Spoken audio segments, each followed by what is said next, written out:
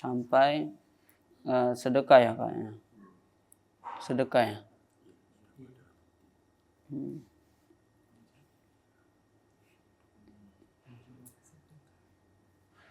Ya, berarti sekarang as-sabru diyaun, ya kan? Sampai dengan as-sabru diyaun. Ya. Coba dibaca sekali lagi hadisnya. Hadisnya. An Abi Malik Al-Harisi bin Ashimil Ash'ari radhiyallahu anhu qala Rasulullah sallallahu alaihi wasallam Duluru sadara iman walhamdulillahi tamla'ul mizan wa subhanallahi walhamdulillahi tamla'u aw tamlani ma baina samai wal ardh was salatu nuru was sadaqatu burhan wal qur'anu hujjatun laka aw alaik kullun nasi yadu fabai sahu famu ikuha aw ikuha. Nah, sudah. Nah, artinya coba. Dari Abu Malik Al-Harisi bin Hashim Al-Ash'ari radhiyallahu anhu, dia berkata, Rasulullah sallallahu alaihi wasallam, bersuci sebagian dari iman. Alhamdulillah dapat memenuhi timbangan. Subhanallah dan alhamdulillah dapat memenuhi antara langit dan bumi. Salat adalah cahaya. Sedekah adalah bukti. Al-Quran dapat menjadi saksi yang meringankanmu atau yang memberatkanmu. Semua manusia berangkat menjual dirinya. Ada yang membebaskan dirinya dari kehinaan dan azab. Ada juga yang menghancurkan dirinya. Riwayat Muslim. Ya, syukran. Nah, berarti pertemuan yang lalu kita sudah bahas berkaitan dengan as-salatu nurun, salat itu adalah cahaya, dan juga kita sudah bahas yaitu berkaitan dengan as-sadaqatu burhanun. Pertemuan yang lalu kita bahas 3 ya, subhanallahi walhamdulillahi tamla'u aw tamla'ani ma bainas sama'i wal ard. Perkataan subhanallah dan alhamdulillah ini ya bisa memenuhi antara langit dan bumi. Kemudian as-salatu nurun, yaitu salat adalah cahaya. Kemudian as-sadaqatu burhanun, sedekah itu adalah petunjuk. Kemudian ini pekan terakhir sudah sampai as-sadaqatu burhanun. Nah, insyaallah kita lanjutkan. Berarti sekarang as-sabru diyaun. Ya, as-sabru diyaun. Sabar itu adalah cahaya. Sabar itu adalah cahaya. Nah, maka ya ketika seorang itu atau sebelumnya sabar itu apa? Nah, sabar itu apa? Sabar itu adalah, kira-kira kalau ditanya sabar itu apa? Menahan diri dari makan dan minum. Oh, berarti puasa. Tapi puasa itu ya butuh sabar. Ya, semua orang yang menahan dirinya itu namanya sabar. Seperti itu. Nah, jadi sebenarnya sabar itu kita bagi dulu. Sabar itu ada yang mengatakan ada 3 macam. Ada yang mengatakan 4 macam. Ya, secara umum kebanyakan membagi sabar itu menjadi 3 macam. Yang pertama namanya as-sabru ala tarkil ma'siyah. As-sabru ala tarkil ma'siyah. Macam-macam dari sabar. Jadi sabar itu ada macamnya. Yang pertama adalah sabar ya untuk meninggalkan maksiat. Sabar untuk meninggalkan maksiat. Jadi meninggalkan maksiat itu butuh kesabaran. Butuh sabar atau tidak? Nah, kenapa maksiat itu disenangi oleh setan? Berarti kalau kita suka maksiat, berarti kita ya bukan. Ya disenangi oleh setan. Maksud saya, hawa nafsu kita ini sangat senang dengan yang namanya maksiat. Iya atau tidak? Makanya kita diperintahkan untuk menundukkan yang namanya hawa nafsu. Karena nafsu kita ini la ammaratum bisu.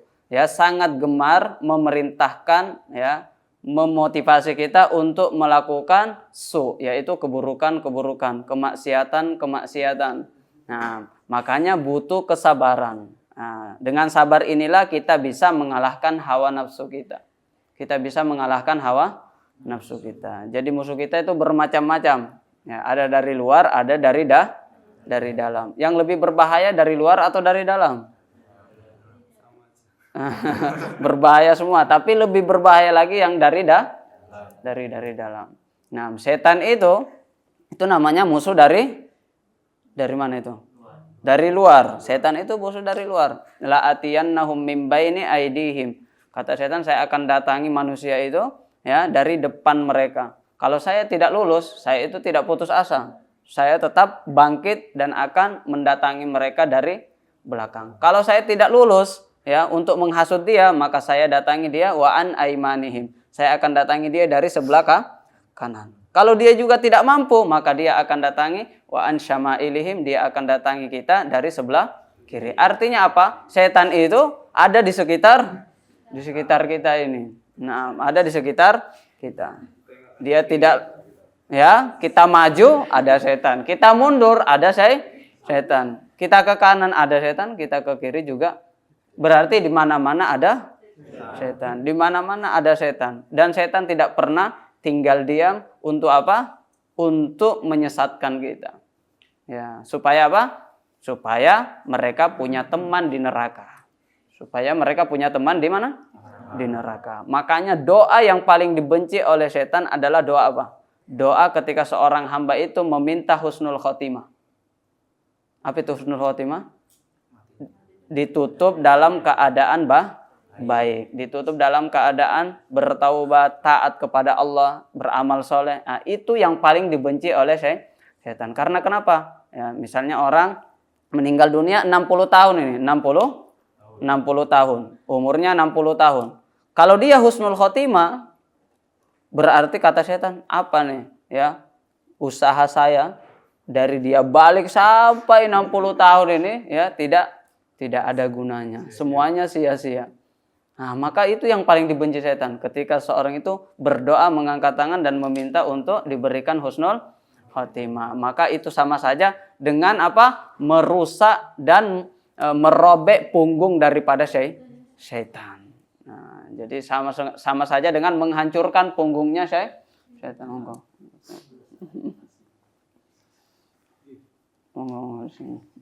Di sini naik di atas.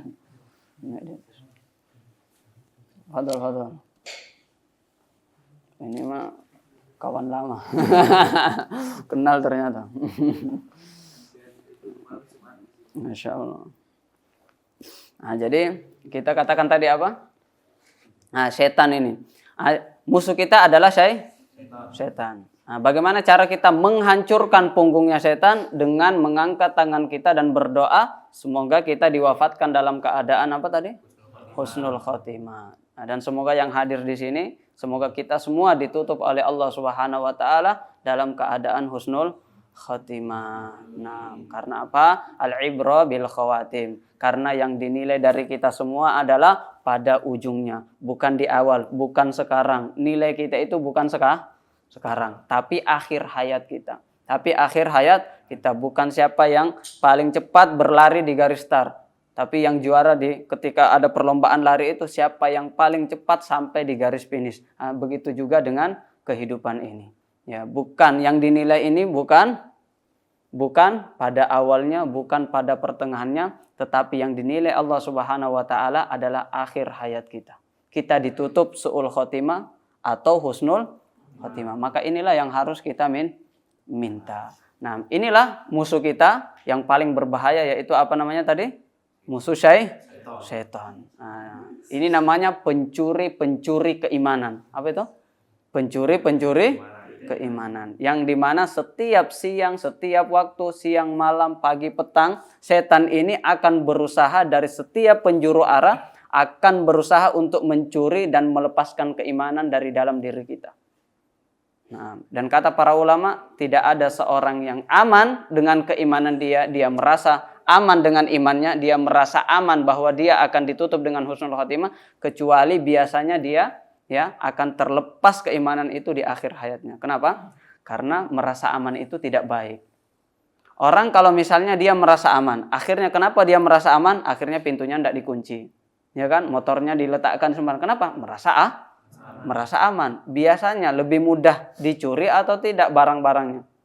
Lebih mudah. Kenapa? Dia merasa aman. Tapi kalau seorang itu takut, tidak merasa aman, nah makanya dia kunci pintunya. Motornya dikunci, dimasukkan di dalam rumah.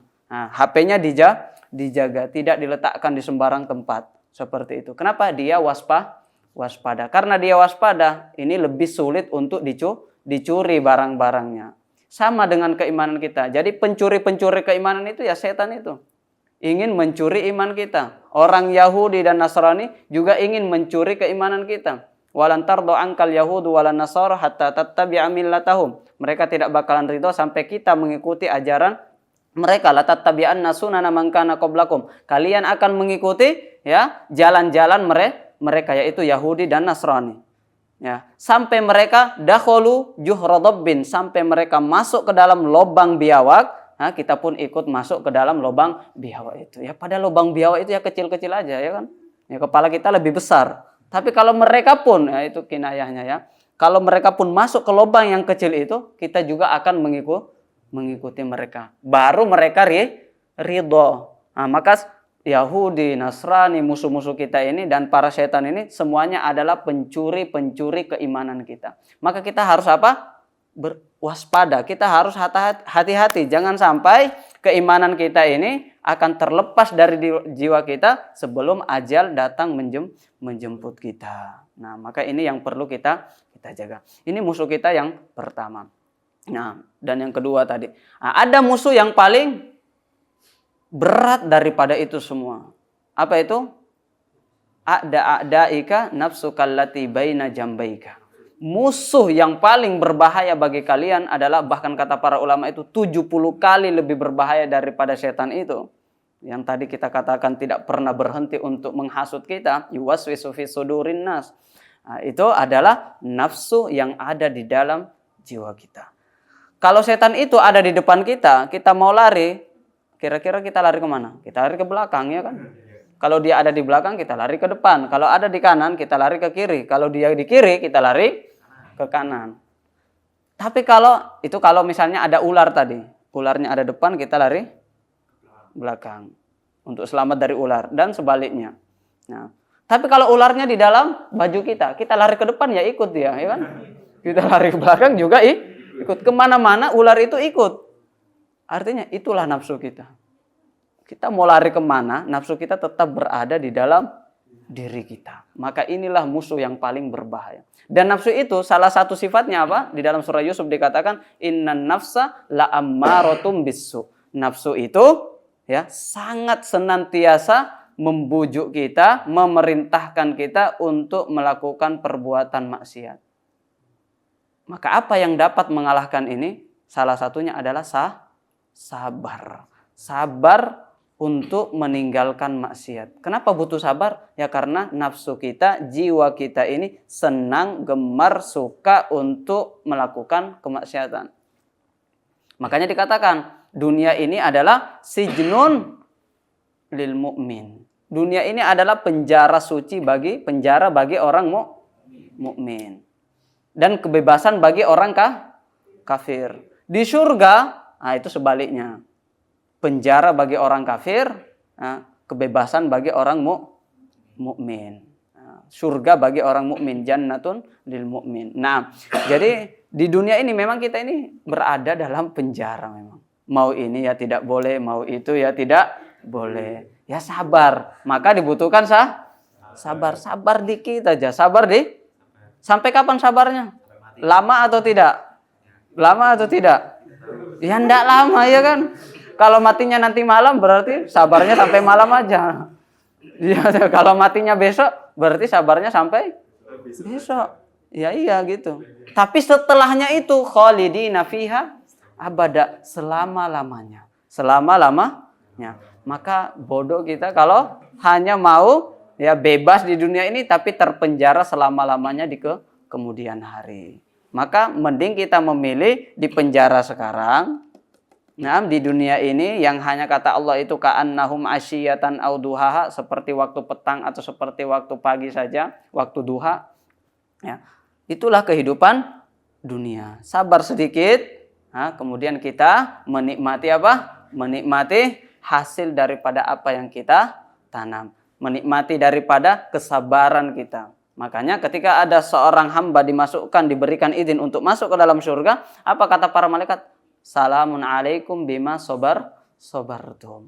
Nah, selamat datang wahai penduduk surga, ya, silahkan nikmati seluruh kenikmatan-kenikmatan yang ada di surga Allah Subhanahu wa taala, kenikmatan yang mala ainun ra'at, tidak pernah dilihat dari mata.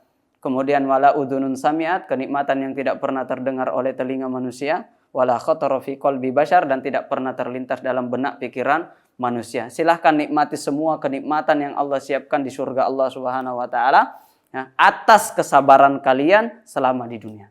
Berarti kita masuk surga itu atas kesabaran kita. Berarti kita harus sabar. Dan ini kesabaran ini lebih sulit daripada sabarnya seseorang ketika ditimpa musibah. Ya kan? Sabar menghadapi meninggalkan maksiat itu lebih sulit dibandingkan sabar ketika ditimpa musibah. Makanya kata para ulama, sabarnya Nabi Yusuf ketika digoda oleh siapa? Zulaikha. Ya, Zulaikha itu siapa? Ya bukan perempuan sembarang, ya kan? Istri raja kira-kira jelek atau cantik?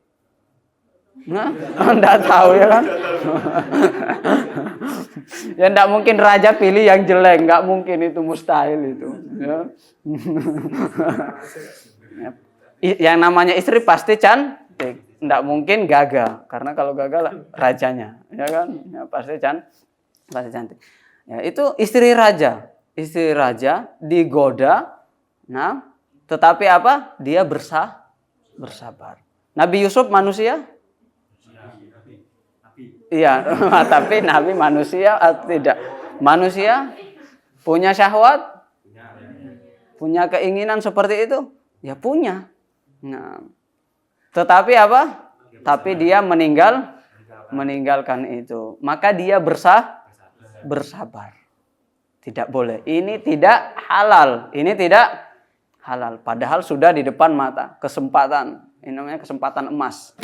Nah, kesempatan emas. Tapi emas karatan.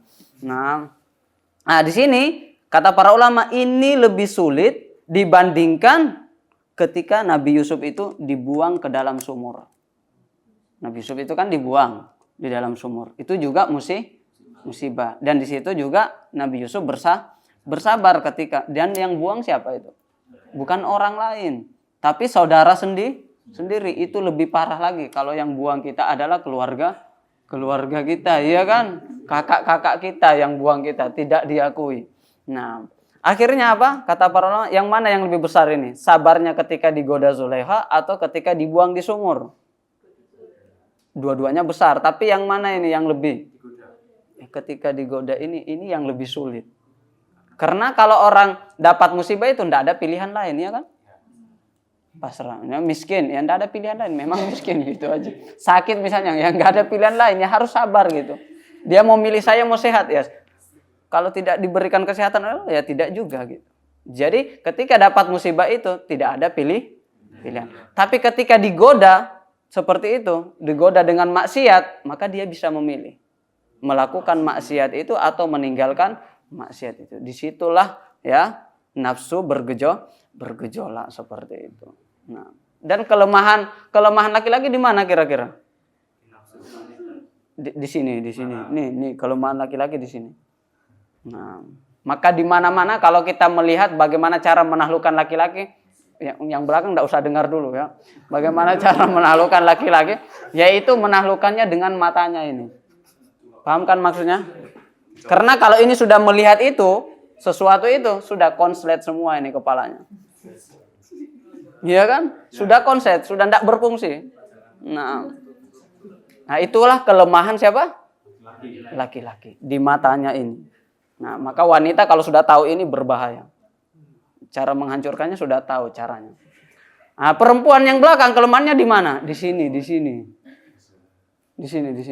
Ah, dan laki-laki bahaya nih, yang depan jangan dengar ini. Nah, digombal ini, terbang melayang, iya kan? Meskipun laki-lakinya bohong, percaya aja gitu, percaya aja, dipuji-puji tetap melayang. Nah, tetap melayang. Sampai ada lagu itu, kamu berbohong, aku pun percaya. Ah, itu maksudnya itu apa tadi? Ya, meskipun, nah karena kelemahan di perempuan itu di telinga. Nah, maka ini adalah ujian yang sangat luar biasa ya, kepada siapa? Nabi Yusuf alaihissalam. Nah, maka ini PR kita semua, maksiat. Apalagi di zaman sekarang ini, ketika HP kita ini ya semua bisa dibuka, diakses di HP kita ini. Nah, maka sangat dibutuhkan yang namanya kesabaran. Jangan sampai kita, apalagi kita sudah mengetahui tadi kelemahan kita di mata. Makanya ada yang mengatakan dari mata turun kemana? Udah ke lambung, asam lambung itu namanya. Dari mata turun ke hati. Maka untuk menutup semua ini, maka obatnya tutup pintu dari awal.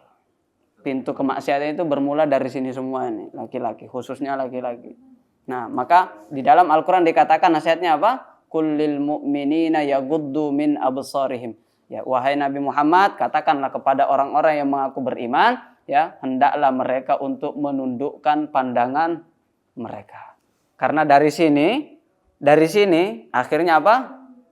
Menatap. Setelah itu saling senyum, menghayal. Oh, tadi senyumannya sangat manis. Oh, terhayal-hayal seperti itu. Dari mana? Dari sini semua kan?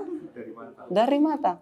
Akhirnya karena terpesona, karena melihat, akhirnya turun ke hati. Akhirnya timbullah senyum. Setelah itu assalamualaikum. Ya, ketika bertemu itu assalamualaikum. Baik secara langsung ataupun ya lewat chat assalamualaikum. Setelah assalamualaikum, nah waalaikumsalam. Setelah waalaikumsalam, ya barulah apa?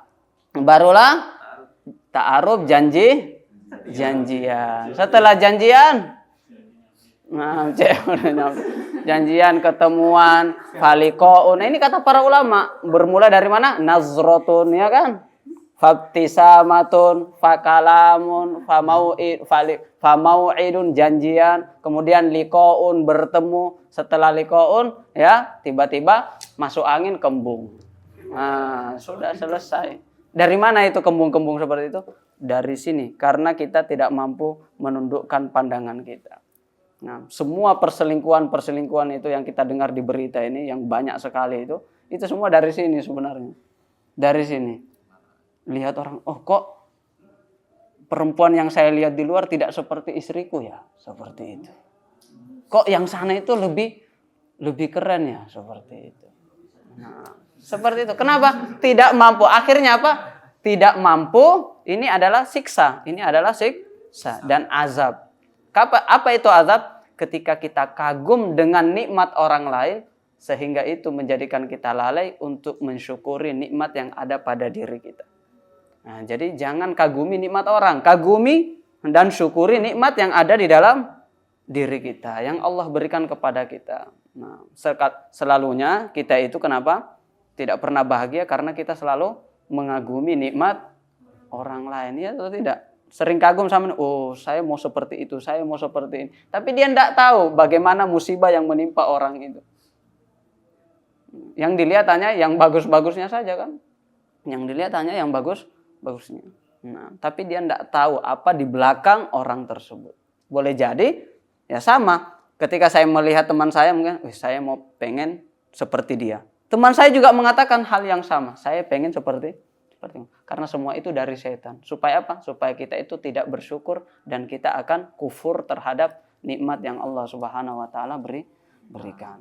Nah, yang kedua, ada yang namanya as-sabru 'ala ta'ah. As-sabru 'ala fi'li ta'ah. Tadi yang pertama apa tadi? Sabar terhadap maksiat, sabar dulu. Kayaknya khamar itu, minuman keras itu nikmat. Sabar dulu. Nanti di surga. Di surga halal. Di surga halal. Nah, halal. Khamar di surga halal. Nah, di dunia haram. Semua yang haram di sini halal di sana. Nah, makanya kalau kita itu takjub dengan kehidupan yang ada di dunia ini, kita itu diajarkan innal aisha aisyul akhirah. Kata Nabi, kalau kita lihat sesuatu, kita kagum dengan kenikmatan dunia, maka kita mengatakan dalam diri kita, kehidupan yang sesungguhnya adalah kehidupan yang ada di akhirat, bukan kehidupan yang ada di dunia. Jadi tidak usah takjub dengan kehidupan dunia ini. Tidak usah takjub, tidak usah iri dengan orang yang diberikan dunia, karena dunia itu tidak ada nilainya di sisi Allah, bahkan tidak lebih mulia dari satu sayap nyamuk ya di sisi Allah Subhanahu wa taala. Nah, kemudian yang kedua, as-sabru ala fi'lit ta'ah. Kalau sholat itu butuh sabar atau tidak? Butuh sabar. Iya kan? Pengennya tidur subuh. Iya atau tidak? Tapi butuh sabar. Dilawan itu ngantuknya. Ya, dilawan. Nah, mau ngaji seperti ini butuh sabar atau tidak? Butuh sabar. Maunya pegang HP, scroll, ya kan? Nyantai seperti itu. Ya, majelis ilmu ini butuh sabar. Nah, baca Quran butuh sabar atau tidak? Butuh sabar. Awalnya niatnya buka ya aplikasi Quran. Terus tiba-tiba ada yang bunyi dari atas ting ting ting. Nah, Al-Qur'annya 5 detik, ya scrollnya 5 jam. Nah, jadi butuh sabar. Nah, semua ketaatan ini membutuhkan sabar. Nah, ini juga susah ini. Artinya apa? Sabar untuk istiqomah. Yang ketiga, yang terakhir namanya as-sabru alal musibah. Nah, ini yang kita sering kenal ya kan? Sabar atas musibah. Ketika sakit sabar. Apa artinya sabar ketika sakit? Tidak mengeluh, sabar, menerima. Nah, kita sabar dan kita memandang penyakit itu adalah tanda kasih sayang Allah Subhanahu wa taala kepada kita. Nah, itu kasih sayang Allah atau tidak? Sakit itu kasih sayang Allah atau tidak? Ya, menggugurkan dosa. Masya Allah sudah paham. Menggugurkan dosa. Jadi kalau ada sakit, jangan pandang sakitnya, tapi pandang apa yang disiapkan Allah Subhanahu wa taala setelah sakit itu.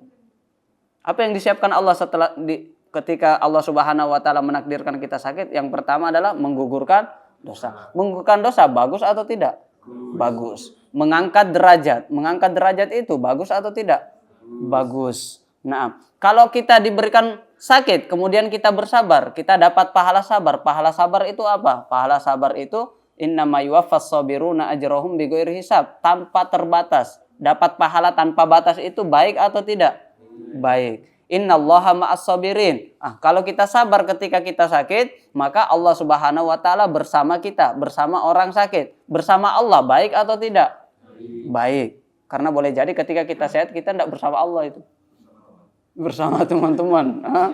Nah, bersama teman-teman. Innallaha yuhibbus sabirin. Allah Subhanahu wa taala mencintai orang yang bersabar. Dicintai Allah Subhanahu wa taala baik atau tidak? Baik. Ketika kita sakit, nah berarti Allah Subhanahu wa taala mempersiapkan kemudahan. Karena sakit itu adalah kesulitan dan tidak ada kesulitan kecuali Allah siapkan paling tidak dua kemudahan dan banyak lagi. Nah, dan banyak lagi ya keutamaan karunia Allah Subhanahu wa taala kepada orang yang sakit. Dengan catatan kalau dia bersabar. Tapi kalau dia tidak bersabar, sudah sakit dapat dosa. Ya nambah ya kan. Jadi kita ketika sakit itu diberikan pilihan mau sabar atau tidak. Kalau dapat sabar itu adalah karunia dari Allah Subhanahu wa taala. Akhirnya ya, sakit itu ujian. Kita lulus dari ujian itu atau tidak. Innallaha idza ahabba qauman ibtalahum. Allah Subhanahu wa taala kalau mencintai seorang hamba pasti diberikan ujian. Saya itu kalau lihat orang diberikan ujian, ini kok ujiannya berat. Pasti yang terbesit dalam kepala saya, ini imannya kuat, gitu aja. bukan orang sembarang. Kalau kayak kita ini ujiannya ecek-ecek, itu menunjukkan iman kita itu sangat lemah gitu. Kalau kita lihat, Masya Allah ujiannya orang ini, Masya Allah bertubi-tubi. Yang terbesit di kepala saya, orang ini luar biasa. Gitu aja. Karena Allah itu tidak bakalan menguji seorang hamba di luar kemampuannya. Innallaha la yukallifullahu nafsan illa usaha. Yubtalar rajul, dalam hadis yang sahih, yubtalar rajul ala hasabidin. Seorang diuji itu sesuai dengan agamanya, kekuatan imannya. Semakin tinggi iman seseorang, semakin besar ujiannya. Ya, sama ketika kita ujian di sekolah, pendidikan. Ujian sekolah itu semakin tinggi pendidikan seseorang, ketika misalnya ujian di SD itu lebih sulit dari ujian TK. Ujian SMP lebih sulit dari ujian SD, SMA dan seterusnya. Ujian universitas S2, S3 lebih sulit dari S2, ya kan? Seperti itu seterusnya. Dan tidak mungkin anak kelas 1 SD diberikan ujian soal orang yang berada di universitas. Tidak mungkin. Dan tidak mungkin orang yang duduk di universitas diberikan soal matematika 1 tambah 1. Itu bukan ujian namanya. Itu aja kan. Masa orang S3 ujiannya 1 tambah 1. Itu ujian anak kelas 1 SD. 1 tambah 1 itu. Artinya apa? Ya sama dengan kita semua. Ya. Dalam agama ini siapa yang paling berat, ya, siapa yang paling besar keimanannya, yang paling kuat agamanya, itu pasti paling besar ujiannya. Karena disesuaikan. Allah itu selalu menyesuaikan dan tidak akan menguji hambanya di luar kemampuannya. Kira-kira kalau kita bertanya, siapa orang yang paling kuat imannya? Enggak usah berpikir. Orang yang paling gede. Siapa? Nabi Muhammad kan?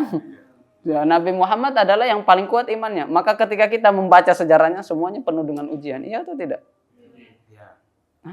Berdarah, diusir, diboikot, dituduh, lapar sampai mengikat batu di perutnya. Tidurnya di mana? Di atas pelepah kurma, bukan di atas kasur seperti kita, sampai berbekas di badannya. Ya, dilempari dengan kotoran hewan, dilempari dengan duri, dilempari dengan batu, dituduh bahwa dia adalah penyihir, dia adalah majnun, adalah orang gila, dia adalah sahir, tukang sihir.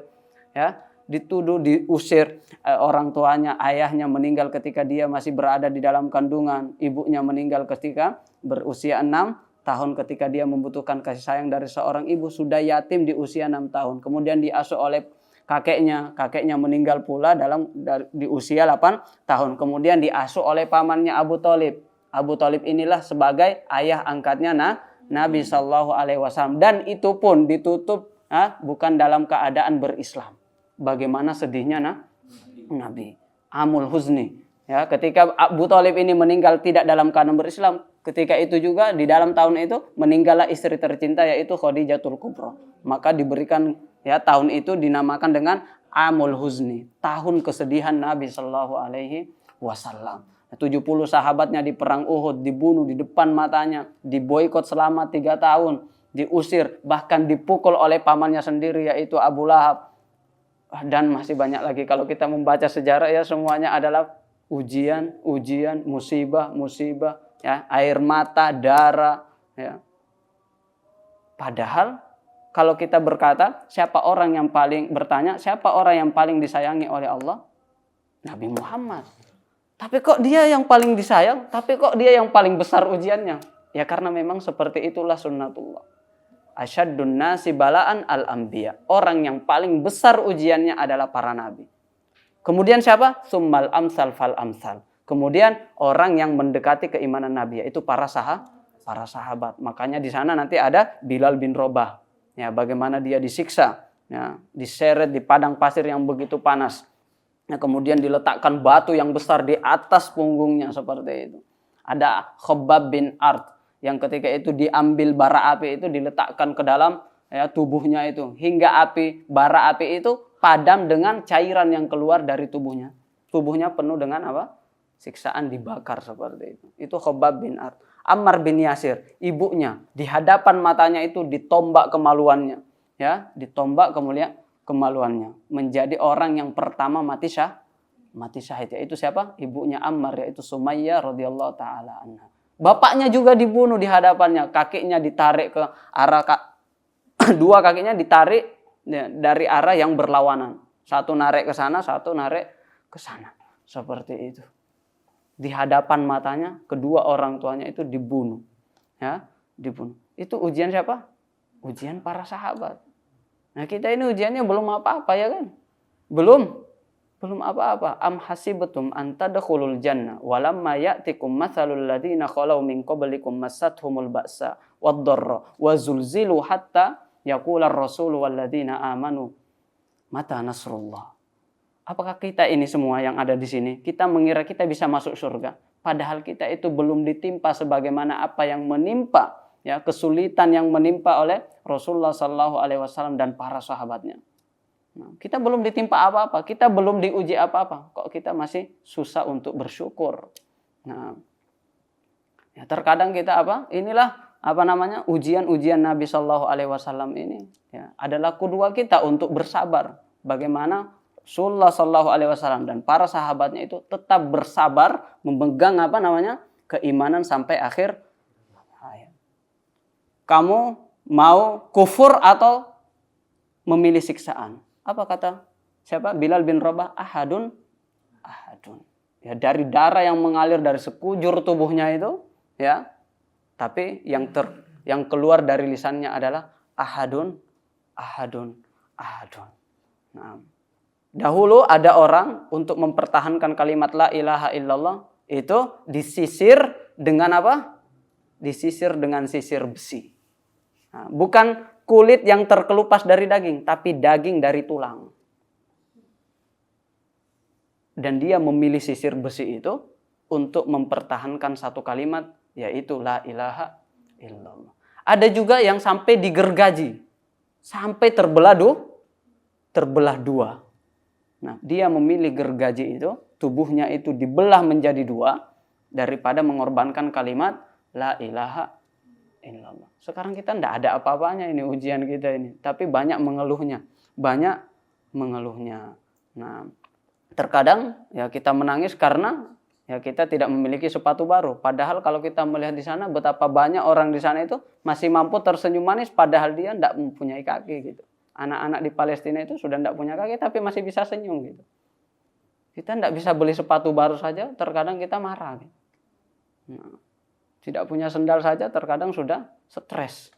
Nah, jadi kata Nabi, lihatlah kepada orang yang berada di bawah kita. Itu akan menjadikan kita bersabar. Kalau kita sakit, nah, coba kita bandingkan sakit kita pergi ke rumah sakit. Kaki kita sakit, misalnya sakit seperti ini. Coba lihat betapa banyak orang, jangan kakinya sakit. Kakinya tidak ada gitu.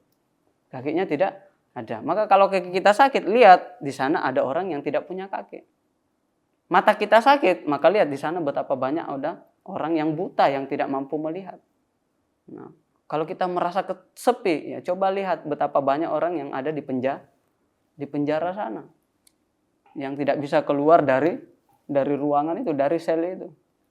Nah, jadi selalunya lihat kepada siapa yang berada di bawah kita. Nah, itu kata Nabi. Tapi kalau soal ibadah, maka lihat kepada yang di atas. Jangan lihat yang ada di bawah. Oh, enggak apa-apa, saya sudah lebih bagus daripada orang itu yang minum khamar. Jangan seperti itu. Jadi urusan agama, lihat kepada orang yang di atas. Urusan musibah, urusan dunia, lihat kepada yang ada di bawah. Kok uang saya sisa 100? Oh, itu enggak punya uang, bahkan punya utang. Ya kan? Akhirnya kita bersyukur kalau seperti ini, bisa bersabar dan bisa bersyukur. Nah, ini kaidahnya. Berarti kaidah yang membantu kita untuk sabar apa? Lihat kepada unzuru ila man huwa asfala minkum. Lihatlah kepada orang yang berada di bawah kita. Nah, bisa dipahami ini. Nah, itu namanya apa? As-sabru 'alal musibah. Dan ada yang menambahkan yang terakhir, as-sabru inda as-sadmatil ula. Sabar ketika ditimpa musibah. Karena terkadang ada orang, apa itu sabar? Sabar itu ketika ditimpa musibah dia bersabar. Bukan setelah sepekan ditimpa musibah, ngamuk-ngamuk dulu, nangis-nangis dulu, baru setelah sepekan, kamu bisa sabar? Ya, alhamdulillah sabar. Sabar setelah sepekan, bukan seperti itu sabar itu. Sabar itu ketika kita ditimpa ketika itu. Nah, baru kita sabar. Nah, itu namanya sabar indas sodmatil ula, ketika ditimpa di awal kali. Nah, itulah yang namanya sabar. Bukan setelah 1 pekan, 2 pekan, 1 bulan baru sabar. Bukan sabar namanya itu. Nah, tidak punya jalan lain itu namanya. Nah, ini tentang kesabaran ya. Nah, ini dulu kayaknya tentang sabar dulu. Yang penting kita amalkan ini, masya Allah ini. Ya, ajaban li amril mukmin. Nah, sungguh takjub ya urusan seorang mukmin. Ketika mendapat nikmat, maka dia bersyukur dan itu adalah kebaikan. Ketika dia mendapatkan musibah, dia bersabar dan itu juga adalah kebaikan. Bisa bersabar? Nah, sampai kapan? Sampai mati. Sampai mati. Sabar dulu, baru kita nikmati hasil dari kesabaran kita di mana? Di surga. Mau atau tidak? Mau masuk surga? Kuncinya sabar. Kuncinya sabar. Sabar, ini ujian. Ya memang dunia ini darul bala gitu. Ini ujian. Kehidupan dunia ini semuanya ujian. Orang diuji dengan kemiskinan itu ujian. Diuji dengan kekayaan juga ujian. Kalau terakhir, pertanyaan saya terakhir. Yang mana yang lebih berat? Diuji dengan kemiskinan atau kekayaan? Jujur aja ini, jujur. Yang mana? Belum tahu, enggak pernah kaya ya?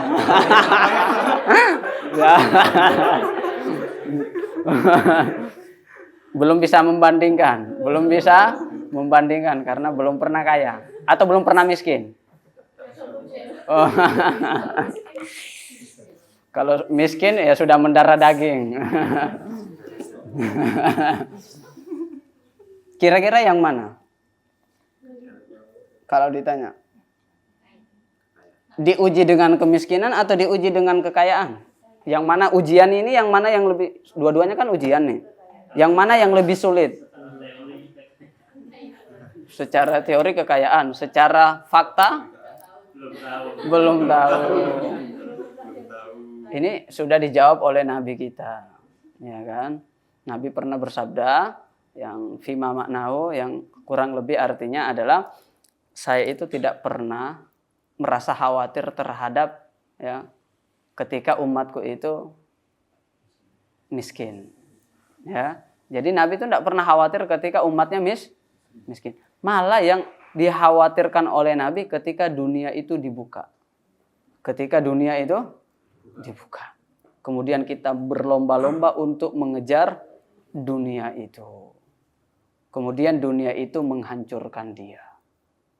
Dia dilalaikan oleh dunia dari mengingat Allah Subhanahu wa ta'ala. Dan orang yang sudah tenggelam dengan kenikmatan dunia dan lalai mengingat Allah Subhanahu wa ta'ala, ini berbahaya. Ini berbahaya. Itulah yang dikatakan dengan alhaakumut takatsur. Nah, kita dilalaikan oleh bermegah-megahan dengan dunia. Dan orang yang bermegah-megahan, lalai dengan bermegah-megahan dengan dunia ini, kapan bisa sadarnya? Hatta zurtumul maqabir, sampai masuk ke dalam kuburan baru sadar, astagfirullah, ternyata saya ini ditipu oleh dunia. Ternyata dunianya innamal hayatud dunya la'ibu wa lahwun, hanya permainan, hanya tipuan belaka. Kok saya bisa ditipu? Ya kan? Dengar katanya Bahlil itu. Dengar. Apa kata Bahlil? Dulu sebelum menjabat, sudah dengar kan? Apa katanya? Kenapa? Benci. Ya, lihat orang pakai mobil itu benci. Ya kan? Dikawal itu benci. Oh, setelah dia punya mobil, kemudian dikawal, kok enak ya katanya. Seperti itu. Dan kalau sudah enak itu bahaya sudah. Nah, kok enak gitu. Ya sama. Ya kita juga ya sama. Lihat orang pejabat-pejabat itu kayak mau muntah semua kan. Nah, tetapi kalau kita di posisi dia, kok enak gitu. Karena kita sudah apa? Ya, dikuasai oleh dunia dan itu bahaya. Susah sadarnya. Sadarnya. Lebih banyak sadar ketika miskin. Lebih mudah sadar gitu. Lebih mudah sadar diri miskin. Ya kalau paling tidak miskin di dunia, paling tidak masuk surga gitu aja. Yang masalah sudah miskin tidak tahu diri gitu. tidak mau sholat. Sudah miskin, tidak mau sholat. Sudah sengsara dunia, sengsara di akhirat. Astagfirullah. Sudah dunia tidak dapat, apalagi akhirat ya Allah. Nah, ini lebih kasihan lagi, lebih kasihan. Nah, kalau orang kaya itu ya sudah poya-poya di dunia. Ya. Kalau orang miskin tidak sholat, astagfirullah. Apa yang bisa diharapkan? Iya kan? Ya, maka kita tahu diri aja ini. Kalau tidak kaya paling tidak sholat, ngaji, paling tidak nuntut ilmu. Nah, itu yang bisa kita andalkan. Nah, ya, mungkin cukup sekian. Yang kurang dan lebihnya mohon dimaafkan. Kita tutup dengan doa kafaratul majlis. Subhanakallahumma bihamdika asyhadu an la ilaha illa anta astaghfiruka wa atubu ilaik. Wassallallahu ala sayyidina Muhammad. Syukran wa barakallahu fikum. Ilaikum minni atyabut tahiyyah. Assalamualaikum warahmatullahi taala wabarakatuh. Waalaikumsalam warahmatullahi wabarakatuh.